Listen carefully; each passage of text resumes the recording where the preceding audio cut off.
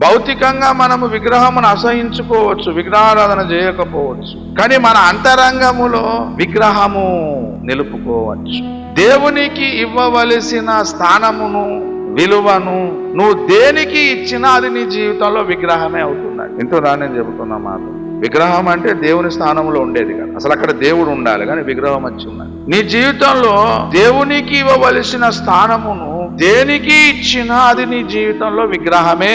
నువ్వు చాలా గర్వంగా చెప్పుకోవచ్చు, సార్ నేను ఏం విగ్రహాన్ని చేస్తా, నేను జీవం గల దేవుని నమ్ముకున్న, సర్వశక్తిమైన దేవుని, భూమి ఆకాశం సృజించిన దేవుని నేను పూజిస్తున్నా, ఆరాధిస్తున్నాను, నువ్వు సగర్వంగా చెప్పుకోవచ్చు. దేవునికి ఇవ్వవలసిన స్థానమును మరొక దానికి నువ్వు ఇచ్చి ఉండవచ్చు. కొంతమందికి భార్యనే పెద్ద విగ్రహం, కొందరికి భర్త పెద్ద విగ్రహము, కొంతమందికి వారి స్వచిత్తమే పెద్ద విగ్రహం, కొంతమందికి పిల్లలు పెద్ద విగ్రహము వారి జీవితంలో, కొంతమందికి తల్లిదండ్రులు పెద్ద విగ్రహం, కొంతమందికి వారి చేతి పని, ఉద్యోగం, వ్యాపారమే పెద్ద విగ్రహం. దేవుడు ఉండాల్సిన స్థానములో ఏది వచ్చినా, ఎవరు వచ్చినా అది మన జీవితంలో విగ్రహమే.